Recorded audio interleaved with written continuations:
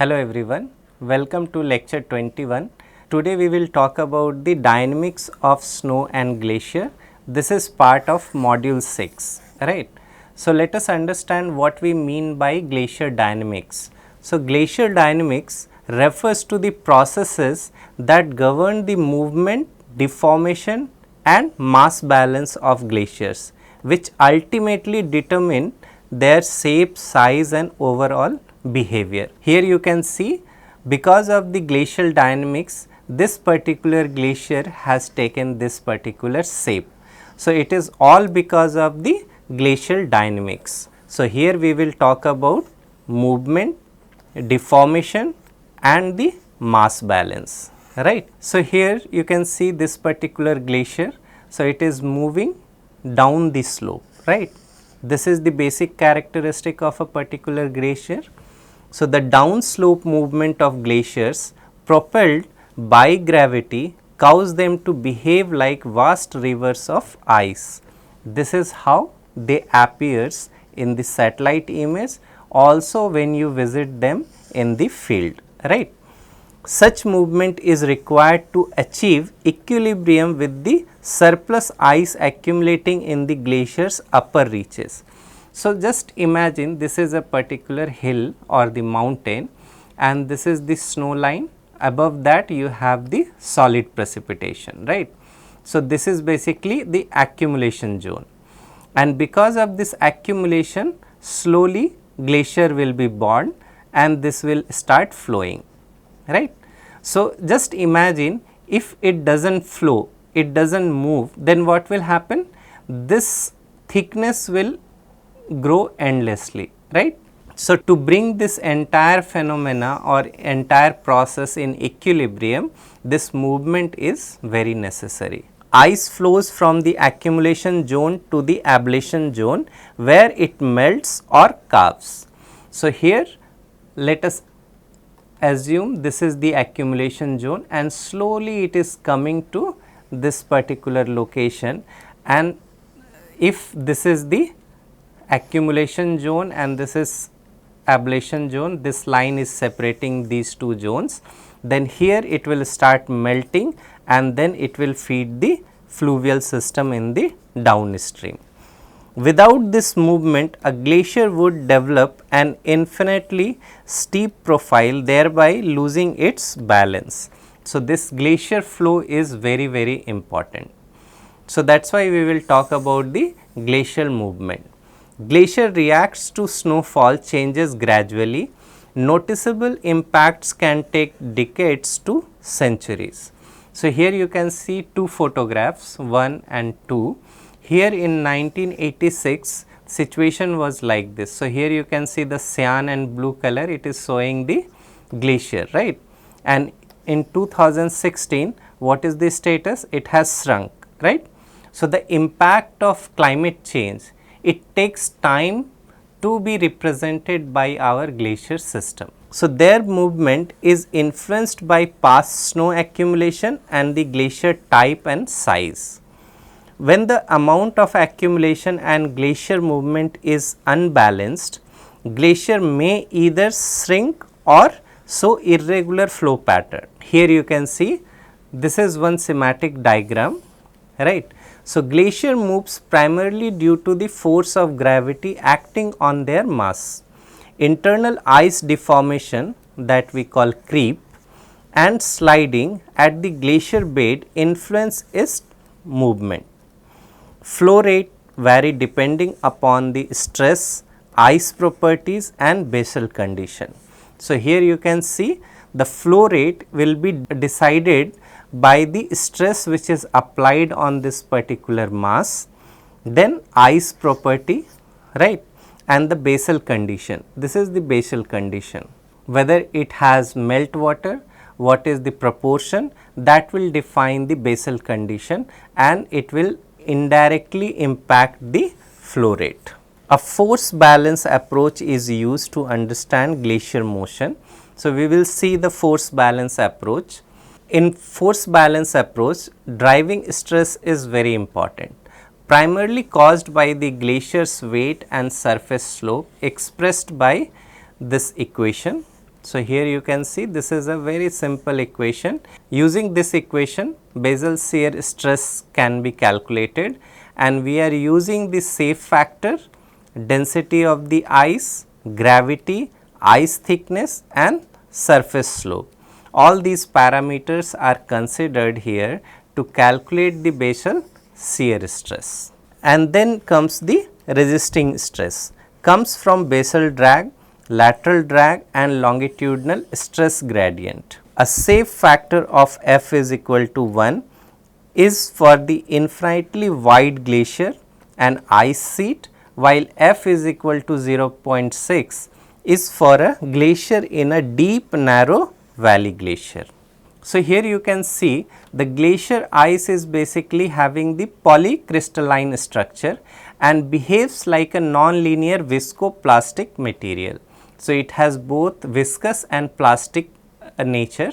Under rapid high stress, it fractures forming crevasses and rifts, while under slow prolonged stress, it deforms plastically instead of breaking. So, here you can see it is not breaking, it is bending, right. When stressed, glacier ice initially deforms quickly, then settles into a constant strain rate known as the secondary shear strain rate. The strain rate depends on stress magnitude, ice temperature, stress history and impurities. So, the impurities also plays a significant role here. We will try to understand the Glen's flow law.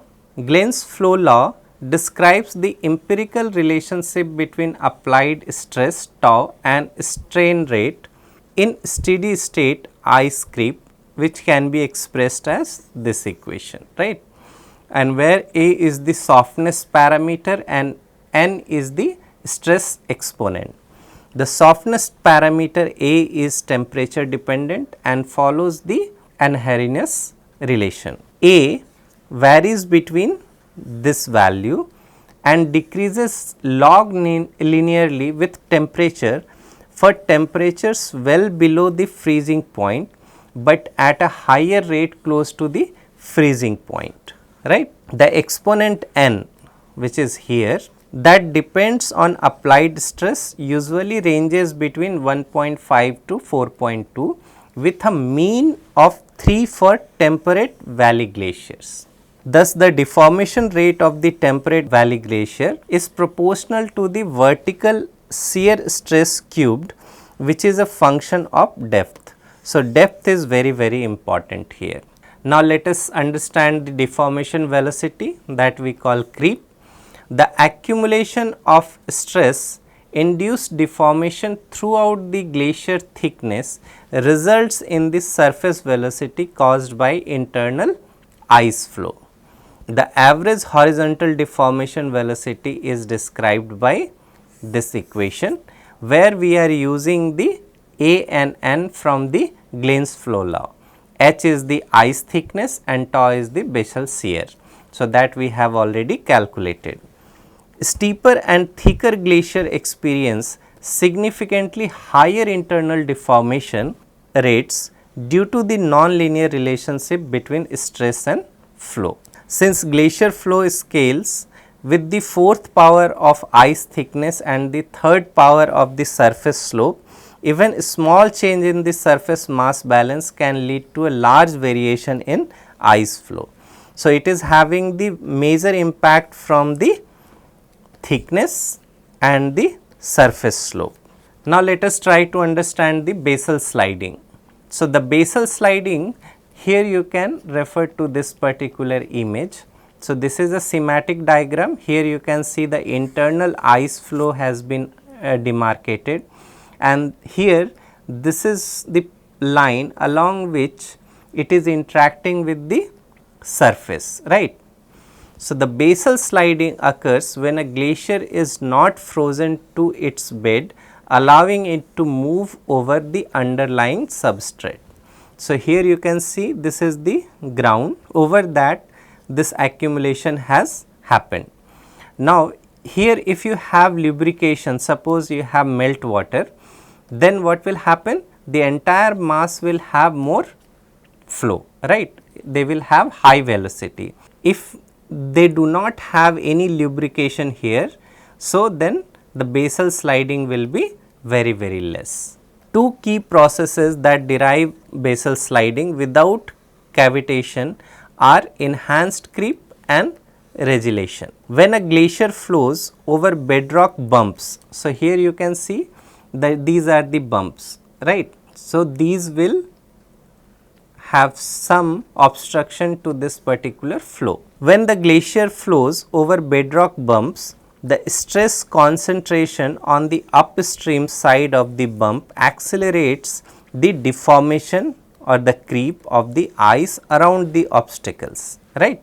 Due to the pressure variation around the bumps, regelation happens, and regelation is basically ice melts on the high pressure upstream side and refreezes on the low pressure downstream side.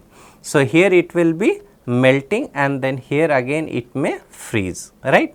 When subglacial water pressure becomes high, it forms cavities behind bedrock obstacles, reducing contact between the glacier and its bed. So, if you refer to the previous diagram, so here this is what we mean.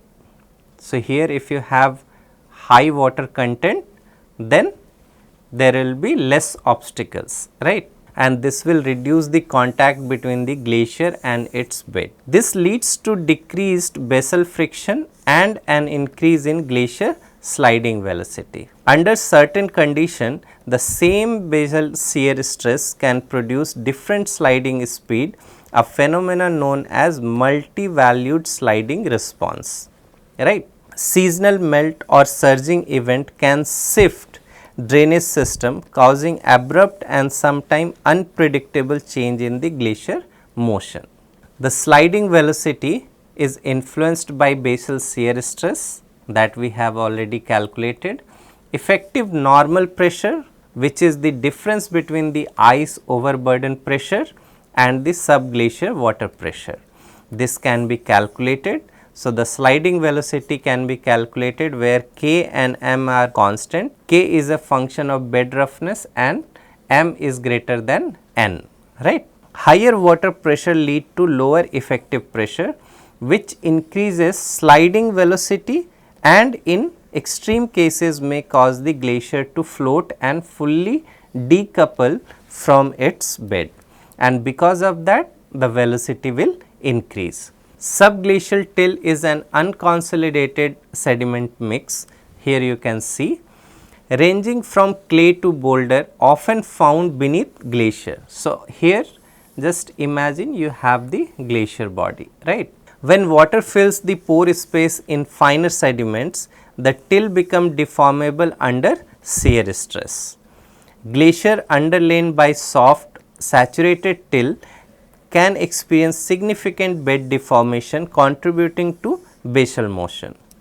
The yield strength of till varies depending upon its grain size, water content, pressure and deformation history. Ice flows over soft bed involves basal sliding and different types of bed deformation. So, here you can see there is no deformation, folding, fold attenuation, then homogenized demarcation. Deformation may be deep, shallow or occur along internal sediment boundaries. This is also possible. The extent of deformation depends on the till thickness, composition and subglacial water pressure. Due to variability in these factors, soft till is complex and hard to model with a single flow law, right. So, then comes the total ice flow. So, the total surface velocity can be calculated here. You can see the capital U, that is this total surface velocity, here it is represented, right.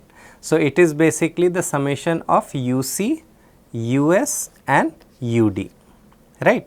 So, the internal deformation, sliding, soft bed deformation and basal motions are considered here to calculate the total surface velocity. The glacier response time.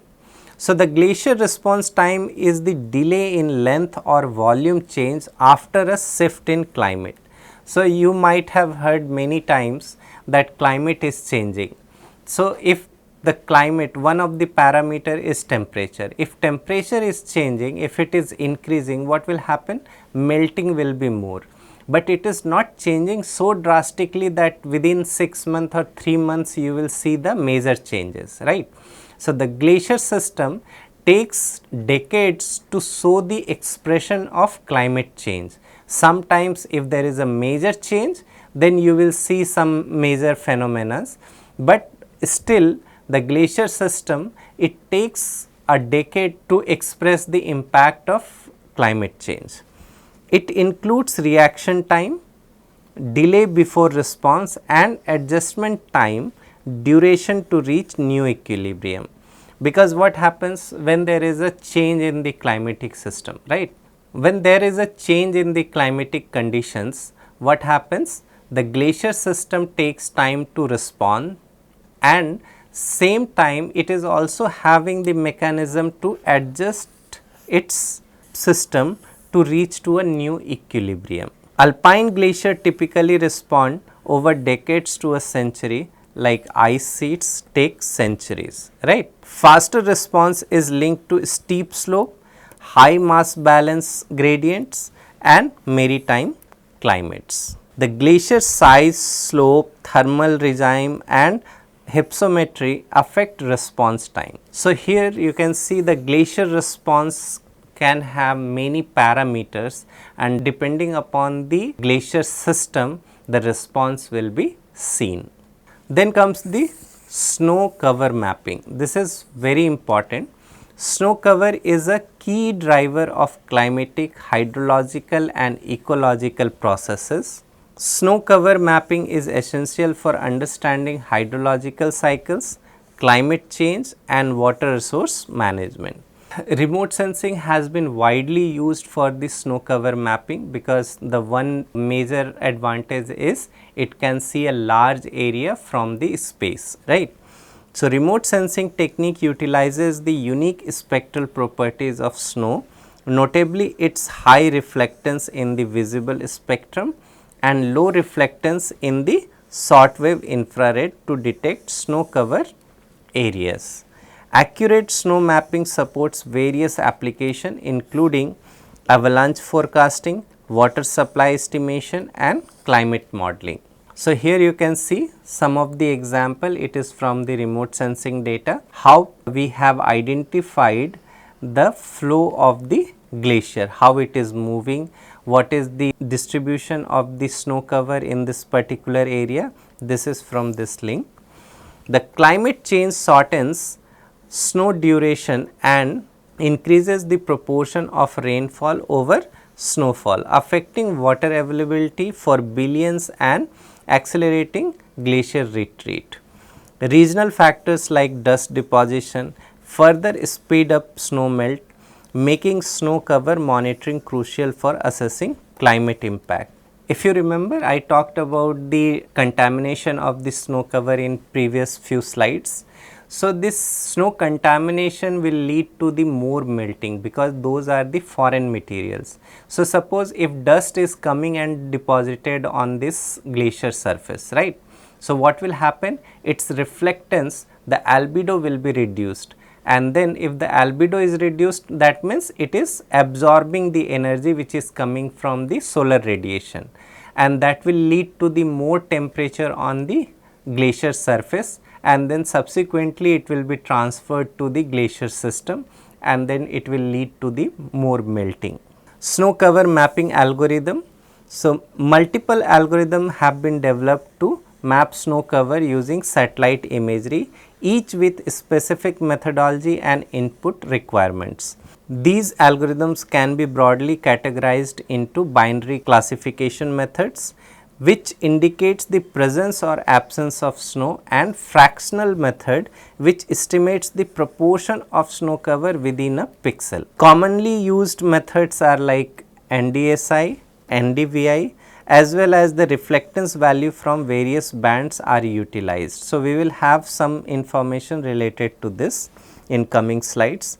The choice of algorithm depends on factors such as the desired output type, sensor characteristic and the specific application or study area, because you have many sources of the satellite data, and depending upon your study region, availability of the data, what is the requirement of your study, you will be deciding which type of sensor or the method or output is desired in your work. Snow map is one of the algorithm which is very popular. So, it is developed by Hall et al. In 1995. The snow map algorithm employs NDSI, NDVI and near infrared reflectance to identify snow covered pixels. So, here you can see the equations for NDVI and NDSI, right.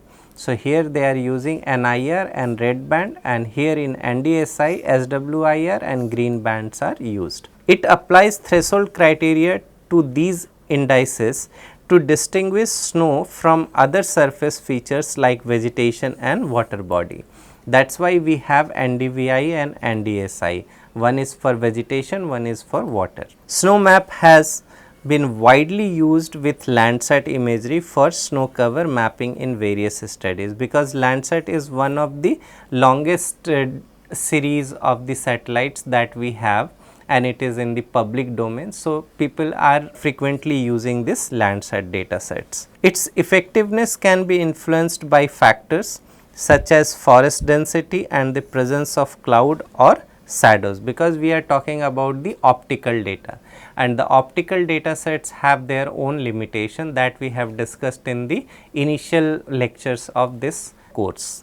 NDSI based algorithms. So, NDSI uses a fixed threshold, commonly 0.4 or 0.45, to classify pixels as snow covered or snow free based on solely NDSI values. So, here you can see this is one of the example from my work. NDSI applies Otsu method to determine an optimal image specific NDSI threshold, accommodating spatial and temporal variability. These methods are straightforward and computationally efficient, but may struggle in areas with mixed land cover or varying illumination condition. So, that is the limitation with the NDSI based algorithms. Their accuracies can be improved by integrating additional indices. So, you can use different types of indices, and then you can have better output. Alternative snow mapping methods are like blue snow threshold method, then we have Dozier's method, then Klein's algorithm. Then these different types of algorithm, it is not limited to what I am showing here. There are many other methods available. So, these algorithms aims to address specific challenges in snow mapping, such as vegetation interference and varying snow condition. So, depending upon your study area, you have to choose a method wisely. Salomonson and Appel, they have developed a method to estimate fractional snow cover FSC using a linear relationship with NDSI value. So, this approach provides a continuous measures of snow cover within a pixel, offering more detailed information than binary classification. Because in binary classification what happens? You have either snow yes or snow no, right. So, it will be yes or no, right. So, this kind of classification is known as binary, whereas this fractional snow cover methods, they emphasize within a pixel whether 50% is snow, 50% is some non-snow. So, that can be done with the fractional snow cover estimation method.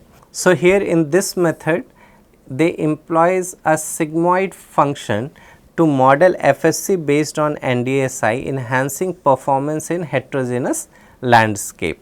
Fractional methods are particularly useful in areas with patchy snow cover or mixed land surfaces, right. So, here we are not talking about the glacier, it is the snow cover, right.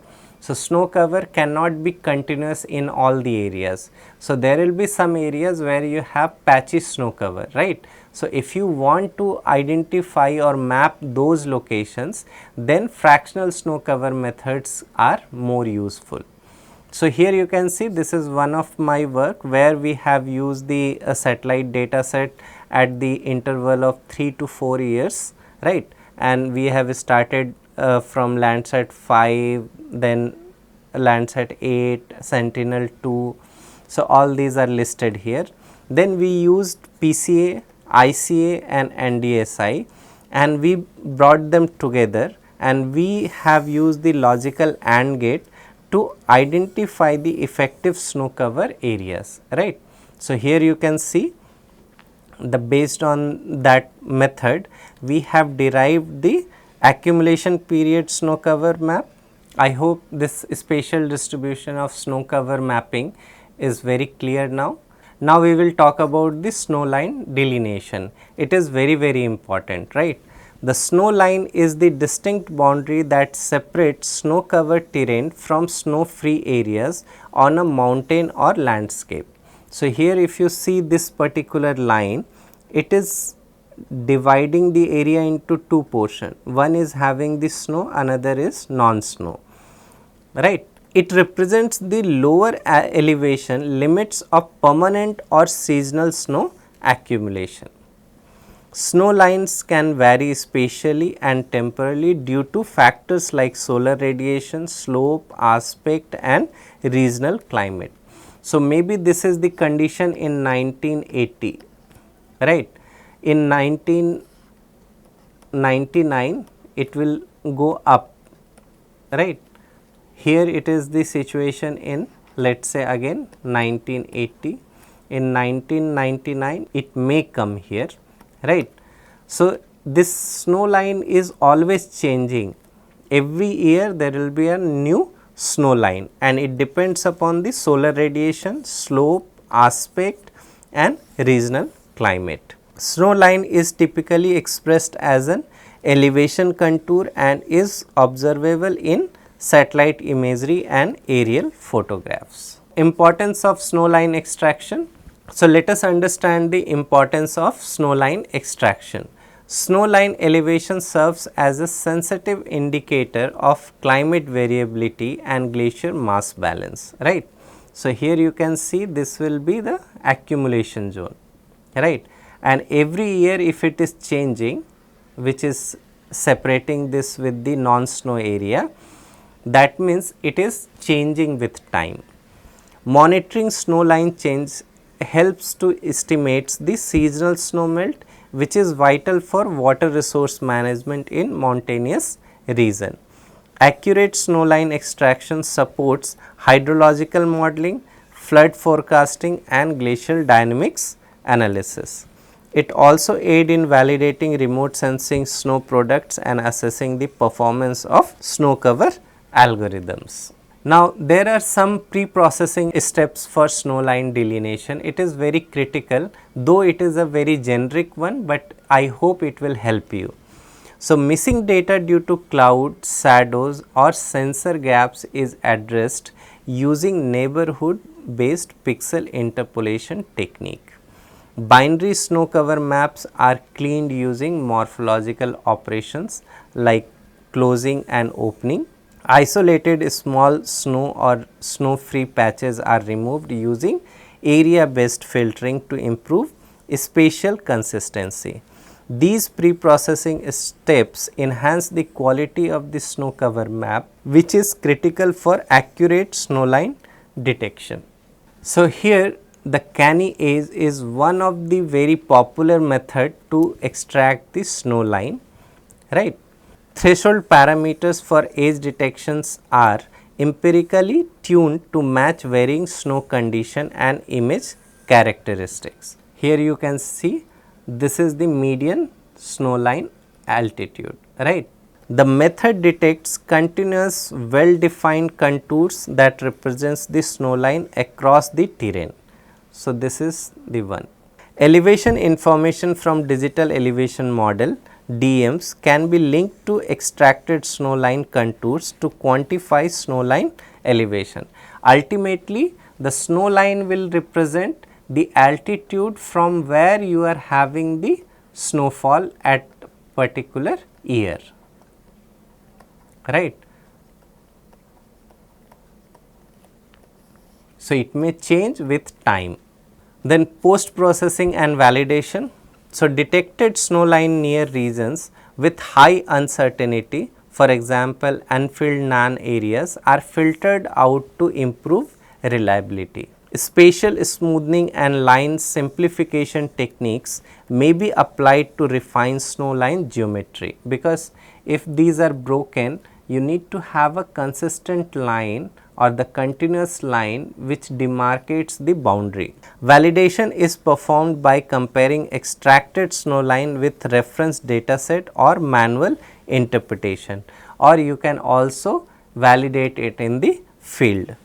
Performance assessment considers factors such as terrain complexity, land cover type and input data resolution. So, that is used to validate. With this, I will end the part 1 of this lecture. We will continue this discussion in the next part. Thank you. Thank you very much.